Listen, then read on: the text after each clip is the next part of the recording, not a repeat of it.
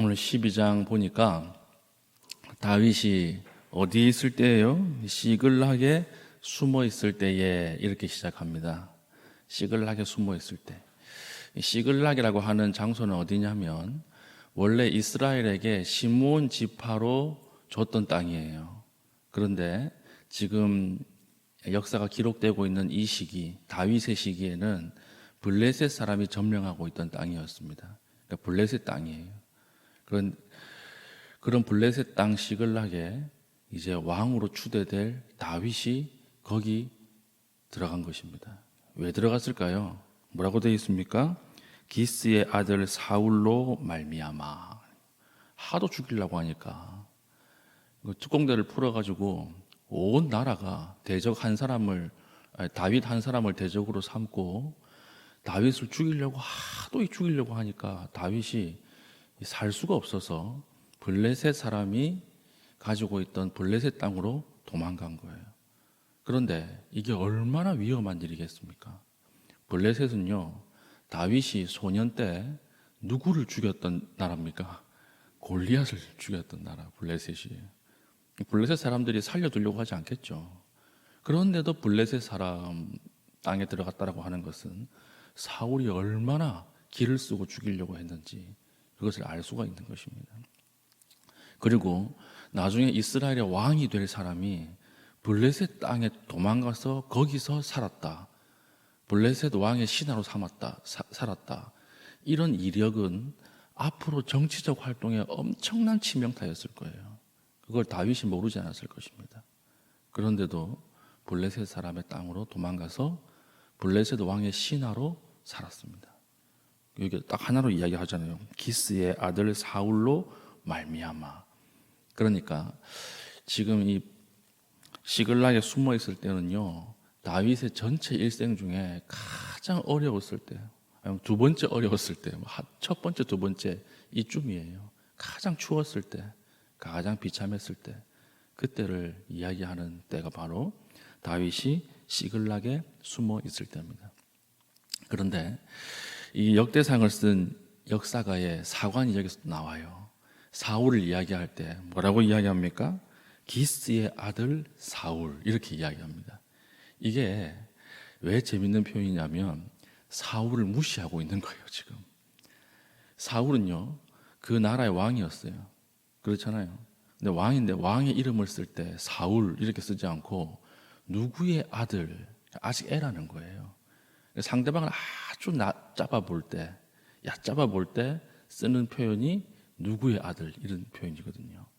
그러므로 돌아온 이스라엘 민족, 다시 회복된 이스라엘 민족이 보기에 사울은 왕도 아니다, 이것을 지금 역대상을 쓴 성경 기자가 목숨 걸고 쓰고 있는 거예요. 이때는 사울이 없었겠지만 쓰고 있는 것입니다.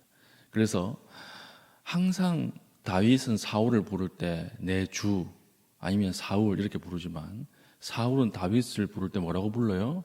이새의 아들, 이렇게 부르는 거예요. 항상 이새의 아들, 이새의 아들아 이렇게 부르는 게 아주 낮잡아 보는 거예요. 아주 낮게 보는 거예요. 그런데 오늘 역사가가 사울을 이야기할 때 뭐라고 이야기합니까? 기스의 아들 사울, 이렇게 이야기하는 것입니다. 이런 것들 보면 재미가 있는 거죠. 이때 가장 추울 때 성경에 보면 누가 찾아와요?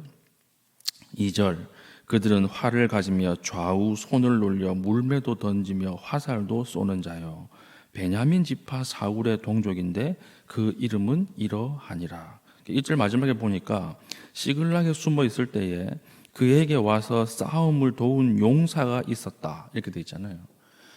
가장 추울 때, 가장 힘이 없을 때, 가장 고통스러울 때 누가 온 것입니까?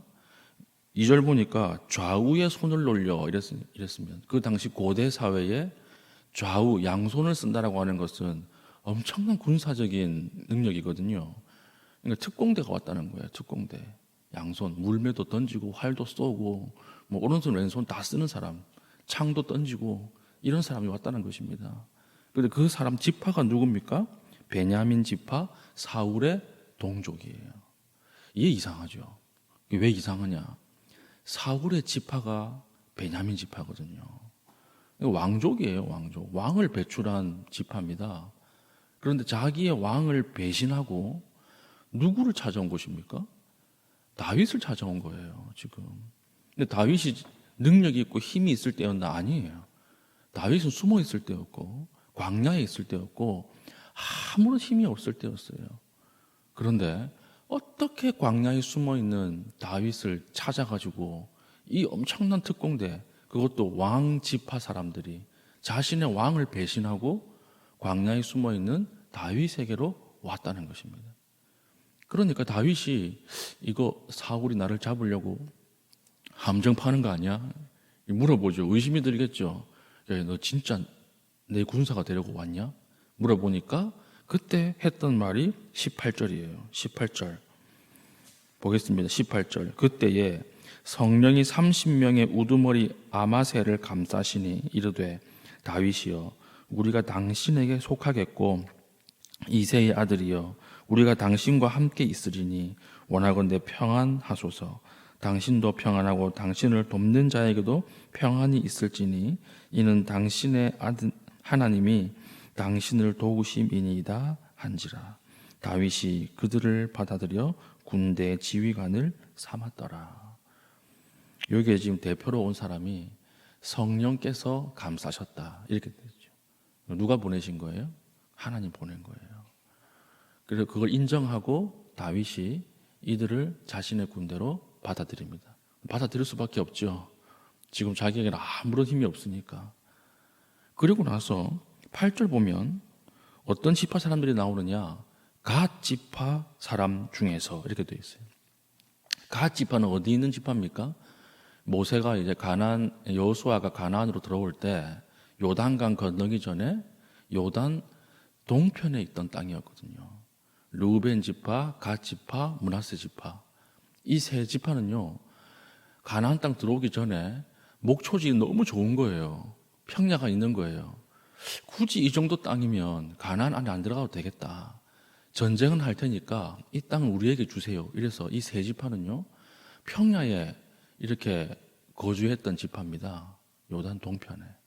그런데 아주 먹고 살기 좋은 평야에 사는 사람들이 그 좋은 땅을 버려두고 지금 누구에게 온 거예요?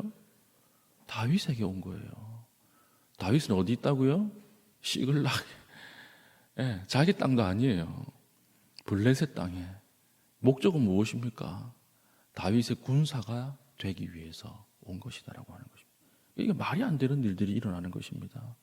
우리가 보통 사람을 찾아가고 사람들이 확 모일 때는 언제입니까? 내가 잘 될 때, 내가 잘 될 때.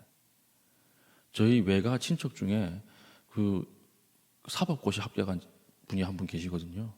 근데 이분이 평생 그 고아 비슷하게 살았다 그래요. 어릴 때 어머니 아버지가 다 돌아가시고 나서 친척들도 다 외면하고 뭐 사람들이 다 외면했는데 그분이 합격하고 나서 뭐라고 했냐면 내 주변에 사람이 이렇게 많은지 몰랐대요. 얼마나 많은 사람이 인사하러 찾아오는지. 사람 잘 될 때 사람들이 몰려오거든요. 근데 지금 다윗은 어디에 있는 것입니까? 광야에 있네, 광야에. 그것도 블레셋 땅에 있는 것입니다. 그런데 갓 지파 평안하게 잘 사는 사람이, 강남 한가운데 사는 사람이 저 어디 숨어 있는 다윗을 찾아서 오고, 또 왕 지파 사람들, 왕을 배출한 지파, 블레셋 지파 사람들, 용사들이 다윗을 찾아서 들어와서 이제 어떻게 돼 있어요? 22절 보십시오. 22절. 그때에 사람이 날마다 다윗에게로 돌아와서 돕고자 하매 큰 군대를 이루어 하나님의 군대와 같았더라. 이렇게 다윗 군대가 생기는 거예요. 이걸 보면 우리 하나님은 어떤 하나님이십니까? 사람을 보내시는 하나님. 사람을 보내시는 하나님. 내가 가장 고통스럽고 힘들 때 나에게 오는 한 사람이 있습니다, 여러분. 그 누가 보내신 줄 아세요? 하나님 보내시는 거예요. 가장 어려운 사울에게, 신약의 사도 바울에게 누가 찾아왔어요? 아나니아가 찾아왔죠. 그리고 바나바가 찾아왔죠. 하나님이 보내시는 사람이 있다라고 하는 거예요. 그런데 이 사람들이 어떤 사람인 줄 아십니까? 내 힘으로는 절대 모을 수 없는 사람이에요. 내 힘으로는 만날 수 없는 사람이에요. 내 힘으로는 닿을 수 없는 사람들이에요. 그 사람들이 내가 고통당하고 어려움 가운데 있을 때 나에게 찾아온다라고 하는 거예요. 찾아와서 하나님의 위로를 전하고, 이 사람들을 통해서 나중에 다윗이 왕이 되잖아요. 일기예요, 일기. 다윗 정부의 일기. 이 사람들이 다윗을 보좌하고, 다윗이 이 시글락에 숨어 있다가 길보아 전투에서 사울과 요나단이 죽지 않습니까? 그때 깊이 애곡한 다음에 유다로 다시 넘어와서 기름 부음을 받고 7년 6개월 동안 유다의 반족 왕으로서의 왕이 시작되는데, 이 전에 다윗을 보필했던 사람들이 오늘 등장했던 이 사람들입니다. 하나님, 내가 가장 어려울 때, 가장 힘들 때 그냥 내버려 두시지 않고 보내는 사람이 있어요. 그 사람들을 통해서 하나님 나를 위로하시고 다시 하나님의 사람으로 세우고 다시 회복하게 하는 그 사람이 있습니다. 내 괴로울 때 나에게 오는 사람이 누구인가를 보십시오. 아니면 오늘 기도할 때 떠올려 보십시오. 내가 가장 힘들 때, 홀로 있을 때, 고독할 때, 고난 가운데 있을 때, 고요할 때 누가 왔던가? 그러니까 그 사람이 왔을 거예요. 그 사람 때문에 내가 오늘 이 자리에 있게 되었을 것입니다. 그러면 보내시는 하나님, 우리 하나님이라 그러면 우리도 어떤 사람이 되어야 될까요? 오늘 하루 보내시는 하나님의 순종하는 사람이 되십시오. 하나님이 어떤 한 사람에게 보낼 때 여러분 순종하십시오. 가십시오. 가서 함께 울어주시고 같이 도와주시고, 그러면 그 한 사람이 무너짐에서 회복되는 놀라운 역사가 여러분을 통해서 일어나게 될 것입니다. 하나님, 나에게도 사람을 보내셨던 것처럼 하나님 나도 보내길 원합니다. 신경이 쓰이는 사람이 있어요. 한 통 전화해볼까 하는 사람이 있어요. 거기에 순종하세요. 그러면 그 사람을 통해서 회복되는 일이 일어난다라고 하는 것이죠. 오늘 참 긴 본문이지만 오늘 이 본문을 통해서 우리에게 주시는 말씀, 하나님은 어떤 하나님인가? 보내시는 하나님, 인간관계를 주관하시는 하나님. 나에게 온 그 사람은 내가 만날 수 있는 사람이 아니었죠. 내가 모을 수 있는 사람이 아니었어요. 나는 힘도 없고 나는 백도 없고 아무런 능력도 없을 때, 그때 하나님이 내가 모을 수 없는 그 사람을 보내심으로 나를 하나님의 사역으로 이끌어 가신다라고 하는, 오늘 이 하나님을 신뢰하고 인간관계 가운데 고통당하는 모든 교우분들 위로를 얻기를 바라고, 여러분들도 오늘 하루 살아갈 때 하나님 보내시는 사람으로 살아갈 수 있는 주의 귀한 종 될 수 있기를 축복합니다. 아멘. 기도하겠습니다. 하나님 아버지, 우리의 인간관계를 주관하시는 하나님을 찬양합니다. 나도 그 안에 순종하며 나아가기를 원하오니 오늘 나의 발걸음을 통하여 회복되는 역사가 일어나게 하여 주시옵소서. 기도하신 이후에 개인적인 기도의 제목을 가지고 기도하시고 자유롭게 기도하시고 돌아가시겠습니다.